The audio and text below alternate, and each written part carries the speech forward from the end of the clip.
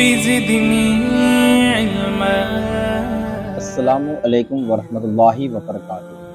الحمدللہ الذی ابدع الاخلاق والارضین والصلاۃ والسلام علی من کان نبیا وآدم بین الماء والطین وعلی آلہ واصحابہ اجمعین، خصوصاً علی سیدنا سید بدیع الدین مدار الدنیا والعقبیٰ مدار العالمین. ناظرین کرام، جیسا کہ آپ نے اگر زکوٰۃ کے بارے میں جو میں نے پارٹ 1 اور پارٹ 2 بنایا ہے تو آپ نے اگر وہ دیکھا ہوگا تو کافی حد تک آپ کے دماغ میں یہ باتیں اتر گئی ہوگی کہ زکوٰۃ کا قرآن میں بھی عظیم ایک حکم آیا ہے اور حدیث میں بھی اس کا ذکر آیا ہے. اور یہ بھی کل آپ کو میں نے بتایا تھا پارٹ 2 کے اندر کہ کن کن لوگوں کو زکوٰۃ دینا چاہیے. وہ 8 لوگ کون ہیں اس کا ذکر قرآن میں آیا ہے. تو ان کا تفصیلی ذکر میں نے آپ لوگوں کی بارگاہ میں پیش کیا تھا. اگر آپ نے وہ نہ دیکھا ہو تو آپ جا کر کے میری چینل پر زکوٰۃ کے بارے میں پارٹ 1 اور پارٹ 2 دیکھ لیجئے. اور انشاءاللہ آج ہم بڑا تفصیل سے پارٹ 3 دیکھیں گے کہ جس میں انشاءاللہ میں کوشش کروں گا کہ اس مسئلے کو بہت ہی آسانی کے ساتھ میں حل کر دوں. ویڈیو تھوڑا لمبا بھی جائے گا لیکن انشاءاللہ آپ اس مسئلے کو اچھی طرح سمجھ جائیں گے. تو آج ہم شروع کرتے ہیں پارٹ 3. مسائل زکوٰۃ. زکوٰۃ ہر مسلمان عاقل، بالغ، آزاد اور صاحب نصاب شخص پر واجب ہے. مسلمان ہونا چاہیے، عقل مند ہونا چاہیے، بیوقوف پر نہیں ہے، بالغ ہونا چاہیے، بچوں پر نہیں ہے، اور صاحب نصاب ہونا چاہیے. صاحب نصاب کسے کہتے ہیں وہ آگے ذکر کیا جائے گا. صاحب نصاب ہوگا تب جا کر کے اس پر زکوٰۃ واجب ہے، ورنہ زکوٰۃ واجب نہیں ہے. جب نصاب پورا ہونے کے بعد اس پر 1 سال گزر بھی جائے، اور نصاب پورا ہونے میں سال کا گزر جانا بھی ضروری ہے. سال سے کم ہوگا تو وہ آپ پر زکوٰۃ واجب نہیں ہے. سونے کا نصاب 7.5 تولے اور چاندی کا نصاب 52.5 تولے ہے. سونا کیلکولیشن کریں گے تو 7.5 تولہ، اور چاندی اگر کیلکولیشن کریں گے 52.5 تولہ چاندی. سونا چاندی میں 40واں حصہ نکال کر بطور زکوٰۃ ادا کرنا فرض ہے. سونا اور چاندی کے اندر 40واں حصہ یعنی 2.5%، 2.5%، 2.5% ہم کو زکوٰۃ دینی ہے، جو حساب لگے گا اس پر. یہ ضروری نہیں کہ سونا چاندی کی زکوٰۃ میں سونا چاندی ہی دی جائے، بلکہ یہ بھی جائز ہے کہ بازار کے بھاؤ سے سونے چاندی کی قیمت لگا کر روپیہ زکوٰۃ میں دے. یہ ضروری نہیں کہ آپ سونا چاندی ہی دیں، آپ اس کا حساب لگائیے اور بازار کے حساب سے آپ زکوٰۃ میں آپ پیسہ بھی دے سکتے ہیں. اگر کسی کے پاس تھوڑی چاندی اور تھوڑا سونا ہے اور سونا چاندی میں سے کوئی بھی الگ سے بقدر نصاب نہیں، تو ایسی صورت میں دونوں کو ملا کر ان کی مجموعی قیمت نکالی جائے گی، اور جس نصاب سونا یا چاندی کو بھی پہنچے اسے زکوٰۃ واجب ہو جائے گی. یعنی کسی کے پاس نہ 7.5 تولہ سونا ہے نہ 52.5 تولہ چاندی ہے، یعنی دونوں میں سے تھوڑا تھوڑا ہے. 1 تولہ سونا ہے اور 2، 5، 10 تولہ چاندی ہے. تو سونا بھی یہاں پورا نہیں ہو پا رہا ہے، چاندی بھی یہاں پورا نہیں ہو پا رہا ہے. اس صورت کے اندر ہم کیا کریں گے، سونا اور چاندی کو اکٹھا کریں گے اور اب ہم حساب لگائیں گے. تو سونے کی قیمت زیادہ ہوتی ہے، چاندی کی کم ہوتی ہے. اس سونے کی قیمت سے ہم 52.5 تولہ چاندی خرید سکتے ہیں. اس حساب سے آپ نصاب تک پہنچ جاتے ہیں اور آپ پر زکوٰۃ واجب ہو جائے گی. جن زیورات کے، اب یہ بہت ہی باریک اور اہم مسئلہ ہے، اسے ذرا اچھی طرح آپ سماعت فرمائیے گا. جن زیورات کی مالک عورت ہو، یعنی عورت کے پاس زیورات ہو، وہ میکے سے لائی ہو یا اس کے شوہر نے اس کو زیورات دے کر مالک بنا دیا ہو. کوئی عورت شادی کے بعد اپنے میکے سے لے کر کے آتی ہو یا سسرال والے اسے دے کر کے اس کو اس کا مالک بنا دے کہ یہ تمہارے ہے، تم جس طریقے چاہو اس کو استعمال کر سکتی ہو، بنا دیا ہو، تو ان زیورات کی زکوٰۃ عورت پر فرض ہے. اور جن زیورات کا مالک مرد ہو، یعنی عورت کو صرف پہننے کے لیے دیا گیا ہو، مالک نہیں بنایا ہو، ان زیورات کی زکوٰۃ مرد کے ذمہ ہے، عورت کے ذمہ نہیں ہے. یعنی جن زیورات کو عورت کو مالک بنا دیا ہو شوہر نے یا اس کے مائکے والوں نے اس کو دے کر کے مالک بنایا ہو، تو اب ان زیورات کی زکوٰۃ عورت پر فرض ہے جو نصاب تک پہنچ جاتی ہے.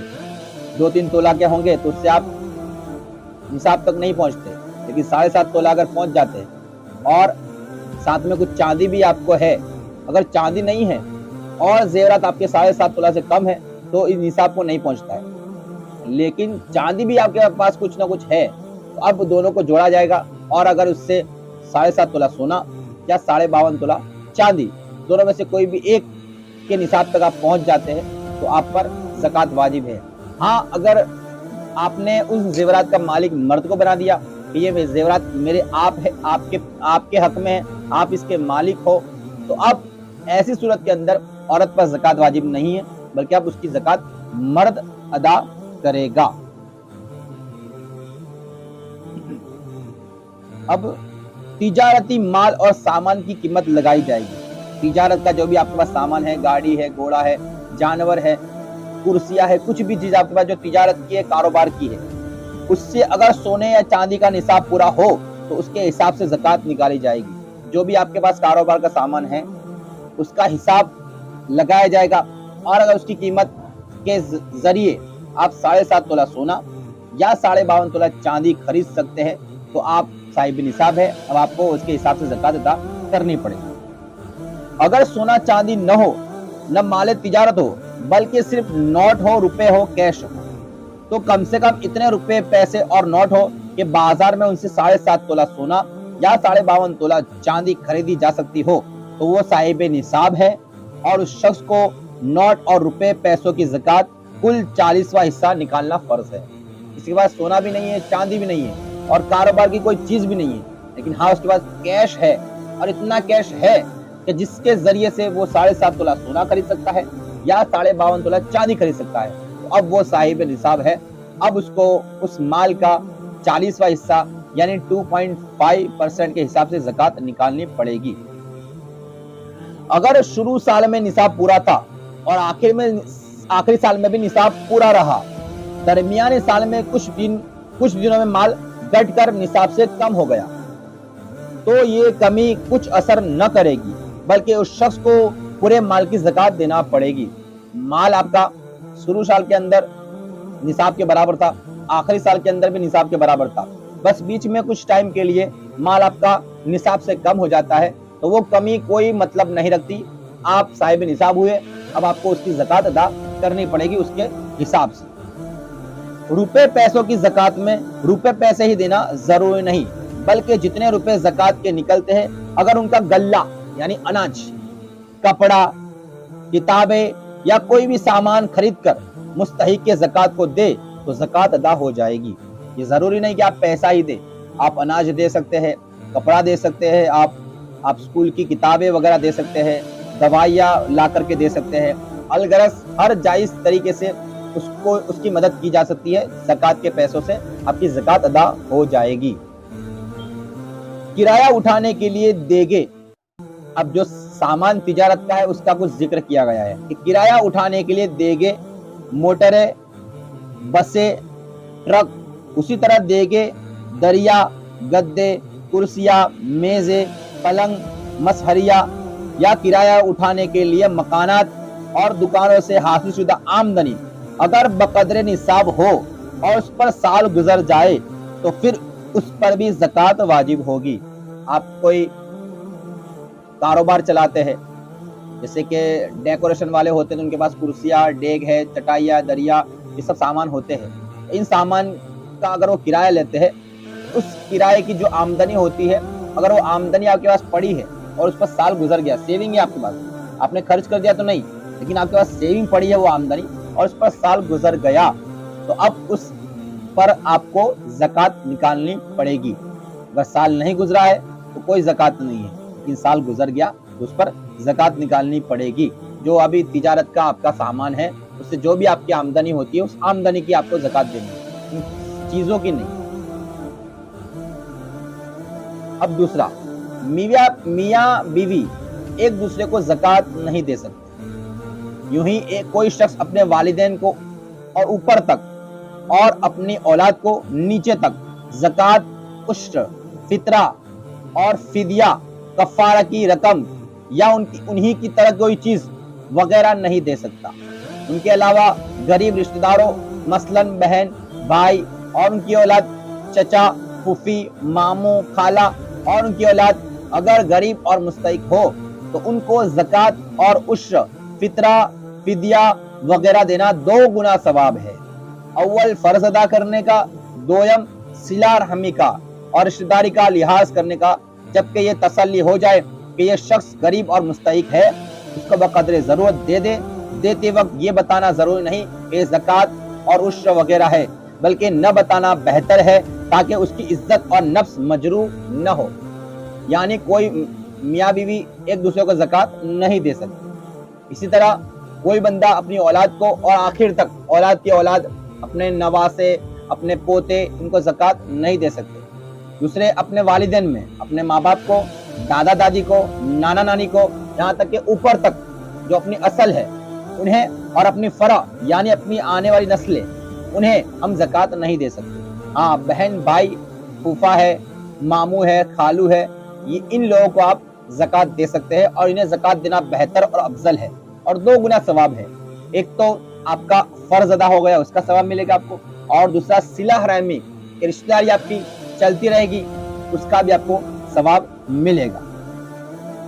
اب زکات اور صدقات میں افضل یہ ہے کہ پہلے اپنے اقربا کو دے، یعنی اپنے رشتہ داروں کو دے، پھر ان کی اولاد یعنی رشتہ داروں کی اولاد، پھر دوسرے رشتہ داروں کو، پھر پڑوسیوں کو، پھر اپنے پھر اپنے پیشہ والوں یعنی اپنے پاس جو نوکری کرتے ہیں ان کو دے، پھر اپنے گاؤں والوں کو، اور پھر شہر والوں کو دینا چاہیے۔ یہ زکات کا صحیح طریقہ ہے۔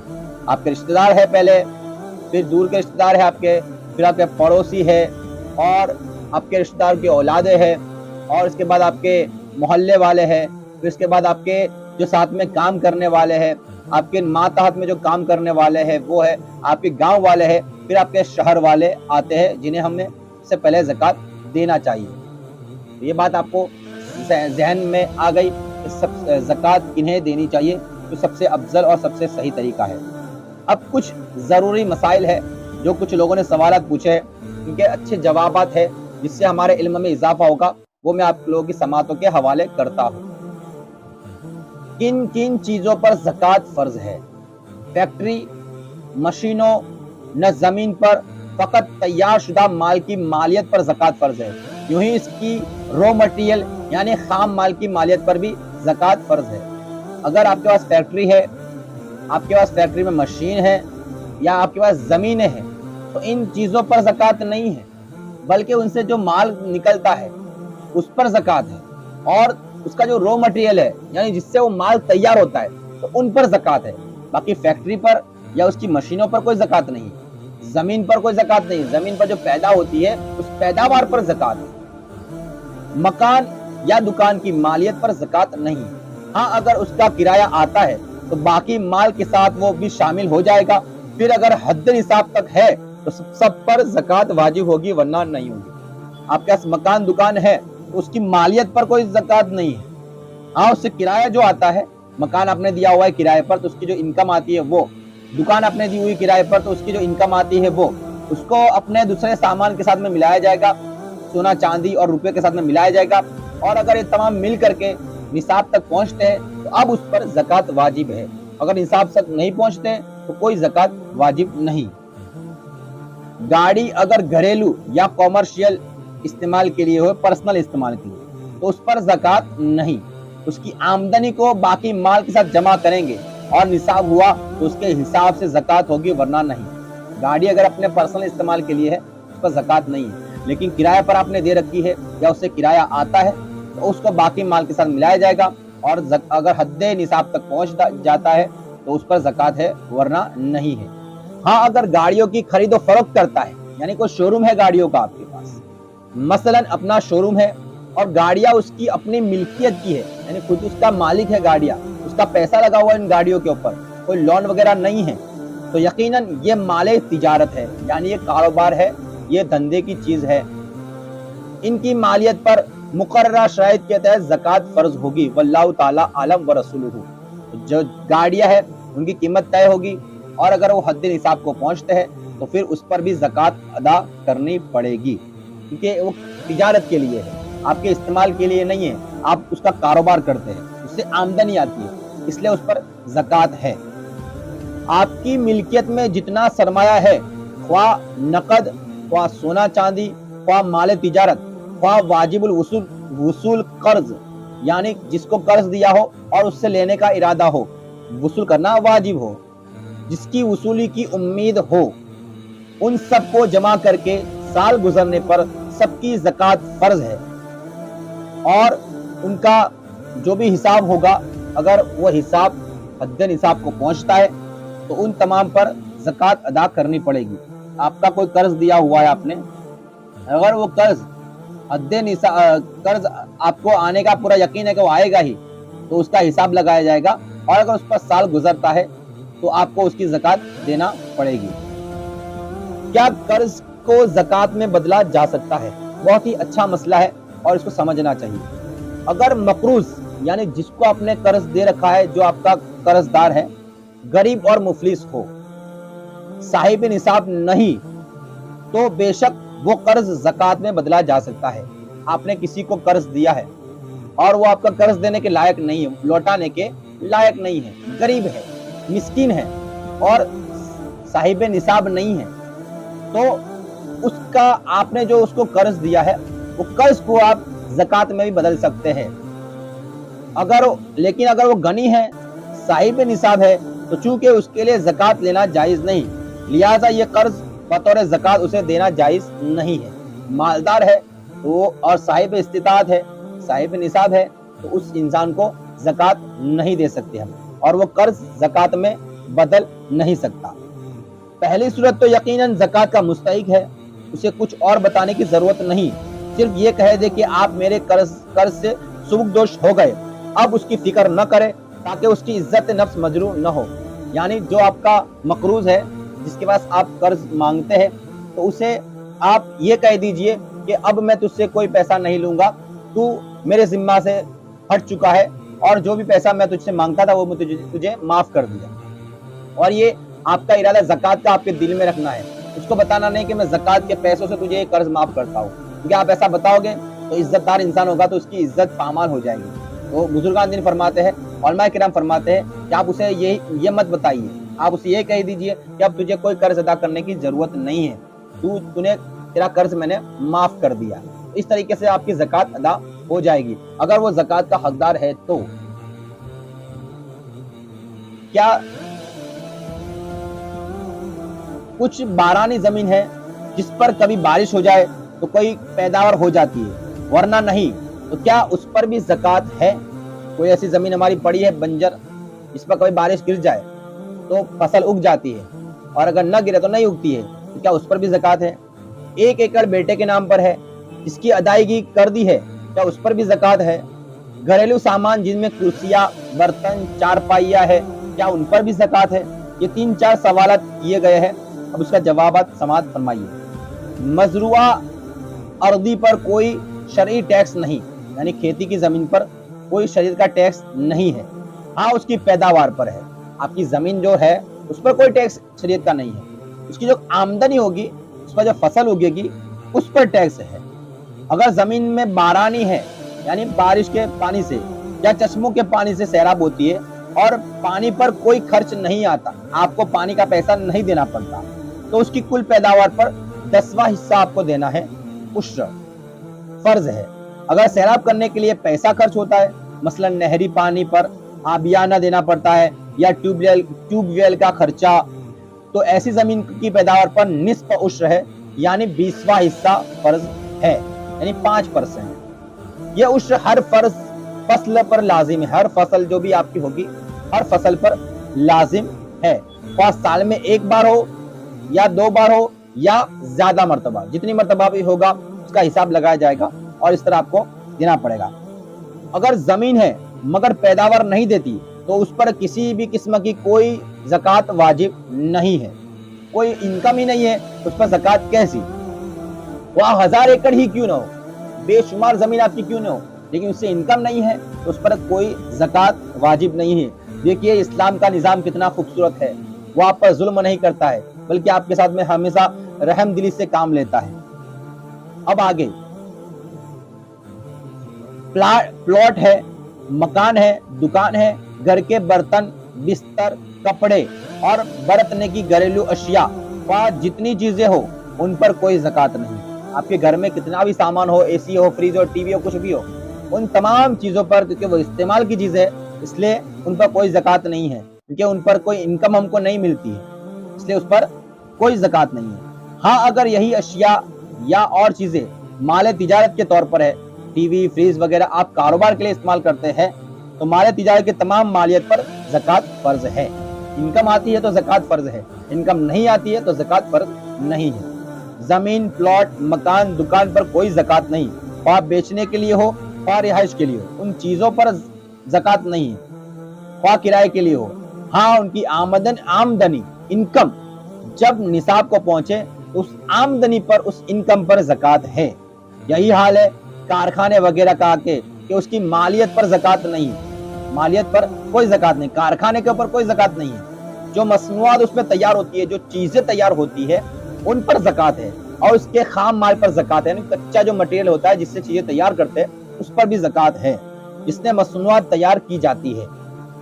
उस मशीनरी पर नहीं जिस पर माल तैयार होता है, मशीनों पर कोई ज़कात नहीं है। ठीक है। हुकूमती टैक्स की अदायगी के बाद जो रकम बचे उस पर ज़कात है। तो यहाँ पे तो दारुल इस्लाम, ये दारुल इस्लाम नहीं है, दारुल हर्ब है, तो यहाँ पर तो इस्लामी हुकूमत हमसे कोई टैक्स नहीं लेती।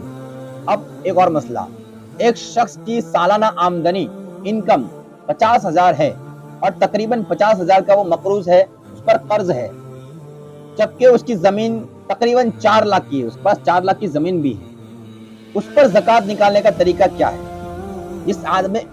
जिस आदमी की आमदनी, इनकम 50,000 रुपए है और उस पर कर्ज भी तकरीबन उतना ही है, तो मालूम हुआ कि उस पर कुछ भी नहीं, उसके पास कुछ भी नहीं, कि जितना वो कमाता है उतना तो उसका कर्ज है, लिहाजा ज़कात उस पर फर्ज नहीं। कर्ज मना करके, यानी कर्ज देने के बाद जो रकम बच जाए, अगर वो निसाब को पहुंचती है तो साल गुजरने पर उस पर ज़कात देना फर्ज है। अगर कर्ज से बचा ही कुछ नहीं तो ज़कात भी कुछ नहीं। जमीन की कुल पैदावार और हर फसल पर उश्र अदा करना फर्ज है। अगर जमीन बारानी है तो पैदावार का 10वां हिस्सा, अगर उस पर पैसा देना पड़ता है तो पैदावार का 20वां हिस्सा बतौर टैक्स, बतौर उश्र अल्लाह की राह में आपको देना है। एक साथी ने मीटर से कम बेशुमार कपड़े के पीस फलाही इदारे को भेजे। कोई इस्लामिक इदारा है, वहां पर किसी ने मीटर से कम कपड़ा बतौर ज़कात दिया। उस साथी ने यह कपड़ा ज़कात के तौर पर बेचा है, मगर उस वक्त उसका कोई मसरफ नहीं किया।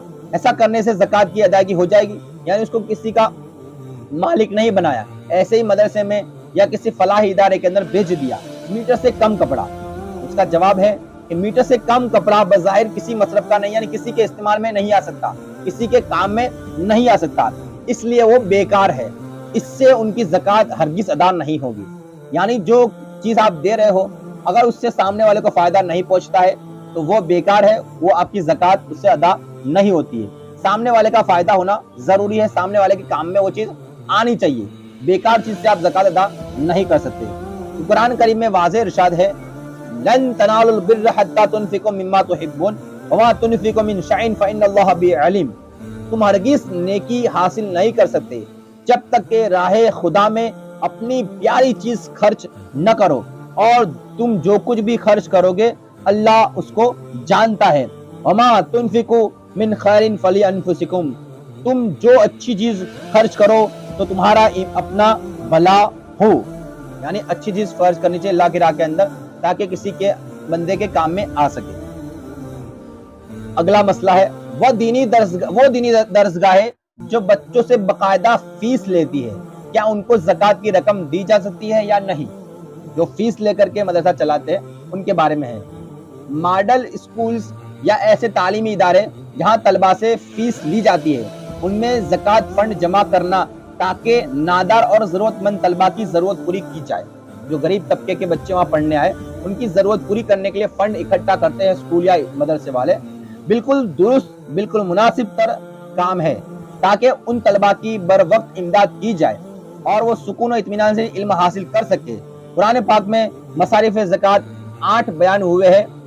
ज़कात तो सिर्फ मोहताजों, मिस्कीनों और जमा करने वालों पर مقرر ملازموں اور جن کے دلوں کو اسلام کی طرف مانوس کرنا ہو، اور گردنوں کو چھڑانے میں، اور قرض داروں کو، اور اللہ کی راہ میں، اور مسافروں کے لیے ہے۔ تو 8 ذکر ہوئے ہیں، اس میں طالب علم کا بھی ذکر آتا ہے، تو آپ طالب علم کو بھی زکوٰۃ دے سکتے ہیں، اور ایسے ادارے جو غریب طلباء پر خرچ کرتے ہیں، ایسے اداروں کو بھی، ایسے اسکولوں کو بھی آپ اپنی زکوٰۃ دے سکتے ہیں۔ اب ایک مسئلہ اور ہے، کیا کسی ادارے کو مشین وغیرہ خرید کر دی جا سکتی ہے جس میں کوئی سیدہ بھی کام سیکھنے آتی ہو؟ زکوٰۃ کی رقم سے کسی رفاہی ادارے کے لیے مشین وغیرہ خریدنا دینا اسی طرح جائز ہے جس طرح کسی حاجت مند شخص کو انفرادی طور پر یہ مشین یا مشینیں دراصل اس ادارے کی ملکیت ہوتی ہے، چاہے استعمال کوئی بھی کرے، سید ہو یا سید زادی، کوئی فرق نہیں پڑتا۔ اسی ادارے کے اندر آپ مشینیں دے رہے ہیں، اور مشینیں اگر سید استعمال کرتا ہے یا سیدہ استعمال کرتی ہے تو کوئی فرق نہیں پڑتا ہے، کہ آپ اس ادارے کو مالک بنا دیتے ہیں تو وہ اس ادارے کی ملکیت ہو گئی، اب کوئی بھی اس سے فائدہ حاصل کر سکتا ہے۔ کیا زکوٰۃ کی رقم اپنے چھوٹے بھائی کو دی جا سکتی ہے جو بے روزگار ہو؟ بہن، بھائی، چچا، ماموں، خالہ، پھوپھی یا ان کی اولاد اگر غریب ہے اور حاجت مند ہے تو ان کو زکوٰۃ دینا دوہرا ثواب ہے، ڈبل ثواب ہے، ایک صلہ رحمی کا، دوسرا فرض ادا کرنے کا۔ اپنے اصول اور اپنے والدین، دادا دادی، نانا نانی اور 9 سے اوپر والے اور اپنے فرو یعنی اولاد، مثلا بیٹا بیٹی، پوتا پوتی، نواسا نواسی، ان کی اولاد کو زکوٰۃ دینا جائز نہیں۔ یوں ہی میاں بیوی ایک دوسرے کو عشر اور زکوٰۃ اور فطرہ یا فدیہ مال کا ادا نہیں کر سکتے۔ اور اب آخری جو اہم مسئلہ ہے، ضروری 1-2 مسئلے اور ہے، کیا زکوٰۃ کی رقم فلاح عامہ کے کاموں میں خرچ کی جا سکتی ہے؟ یعنی نیکی کے کام کے اندر رفاہی اداروں کے لیے زکوٰۃ خرچ کی جا سکتی ہے، مثلا محتاج گھر، یتیم خانے، دینی مدارس، سکولز، کالج، جامعات، فنی ٹریننگ کے سینٹرز، دیگر تعلیمی ادارے، ہسپتال میں غریب مریضوں کے علاج اور خوراک پر، یہ سب رفاہی ادارے ہیں، کامیابی کے ادارے ہیں۔ البتہ سڑکوں کی تعمیر، نالیوں کی مرمت وغیرہ پر خرچ نہیں کیا جا سکتا۔ زکوٰۃ کے علاوہ بھی ٹیکس وصول کیے جاتے ہیں، باقی کام ان سے کرے، واللہ تعالی عالم ورسولہ عالم۔ اب ایک آخری مسئلہ ہے جسے جاننا ضروری ہے، اور ہمیں چاہیے کہ اس پر ہمیں عمل بھی کرنا چاہیے، اور ہماری زکوٰۃ میں سے ایسے لوگوں کی مدد کرنی چاہیے۔ جیسے میں نے پارٹ 2 کے اندر بتایا تھا، گردنیں آزاد کرنا یعنی غلاموں کو چھڑانا۔ غلامی کا دور تو اسلام نے ختم کر دیا ہے، ابھی غلامی کا دور نہیں پایا جاتا، کوئی کسی کا غلام نہیں ہے۔ اب اس دور کے اندر اس پر عمل کیسے کیا جا سکے، آپ اس آخری مسئلے کو جانیے، پھر انشاءاللہ میری بات کو میں یہیں پر ختم کرتا ہوں۔ جیل خانہ جات میں مختلف جرائم میں سزا پانے والے قیدیوں کو جیل کی سزا کے علاوہ جرمانہ بھی ہوتا ہے، جس کی عدم ادائیگی کی صورت میں جو نہ دینے کی وجہ سے ان کو اصل سزا کے علاوہ بھی مزید قید کاٹنی پڑتی ہے، مزید سزا بھگتنی پڑتی ہے۔ عموماً نہایت غریب، نادار اور مفلس خاندانوں کے افراد جرمانہ ادا نہ کر سکنے کی وجہ سے اصل قید کے بعد بھی مقید رہتے ہیں، قید میں رہتے ہیں کہ جرمانہ ادا نہیں کر پاتے۔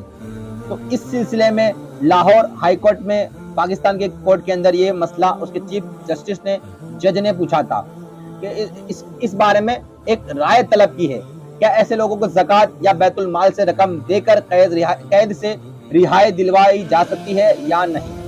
اس کا جواب، اگر قیدی صاحب حیثیت ہے، جیسے بڑے بڑے مالدار، سرمایہ دار، جاگیردار، تاجر یا ملازم، وہ تو جرمانہ اپنے گھر سے دے دیتے ہیں اور جان چھڑا لیتے ہیں، مگر غریب اور نادار قیدی جرمانہ ادا نہیں کر سکتے اور مزید عرصہ قید بھگتتے ہیں۔ ایسے لوگوں کو مال زکوٰۃ دے کر کے آزاد کیا جا سکتا ہے۔ یہ لوگ فقیر، مسکین اور فی الرقاب تینوں مصارف میں شامل ہے، فقیر میں بھی آتے ہیں، مسکین میں بھی آتے ہیں اور گردن چھڑانے والوں میں بھی آتے ہیں۔ وہ فی الرقاب نزول قرآن کے وقت لونڈی غلام کے معنوں میں استعمال ہو، مگر آج کے دور میں مفلس اسیروں کو بھی اس عام صف میں شامل کیا جا سکتا ہے، تو میرے نزدیک اس کی گنجائش موجود ہے۔ خلاصہ یہ ہے کہ بیت المال یا زکوٰۃ کے فنڈ سے نادار، غریب، لاوارث قسم کے قیدی اگر جرمانہ نہ ادا کر کے رہائی پا سکتے ہیں، جرمانہ ادا کر کے رہائی پا سکتے ہیں، تو ان کو زکوٰۃ یا بیت المال سے جرمانہ کی رقم دے کر رہائی دلائی جا سکتی ہے۔ واللہ عالم ورسولہ عالم۔ تو ایسے کوئی قیدی اگر آپ کو نظر آئے تو ایسے قیدیوں کا جرمانہ آپ دے کر کے انہیں آزاد کروائیے، انشاءاللہ قرآن پاک کے اندر جو ذکر آیا ہے اس کا آپ کو ثواب ضرور ملے گا۔ یہ زکوٰۃ کے کچھ ضروری مسائل تھے جو آپ کی بارگاہ میں نے پیش کیا۔ اللہ رب العزت کی بارگاہ میں دعا ہے کہ اگر میرے کہنے میں اور آپ کی سننے میں کوئی غلطی ہوئی ہو تو معاف فرمائے، اور زکوٰۃ صحیح سے نکالنے کی توفیق عطا فرمائے، اور اس کے صحیح حقداروں تک پہنچانے کی توفیق عطا فرمائے، اور اللہ ہمیں ہر طریقے سے کامیابی عطا فرمائے، اور ہمیں ہر طرح کی کامیابی اور کامرانی سے سرفرازی عطا فرمائے۔ بہت بہت شکریہ۔ دعا میں یاد، وما علینا الا البلاغ۔ اسلام زندہ باد، نعرہ دمدار پائندہ باد۔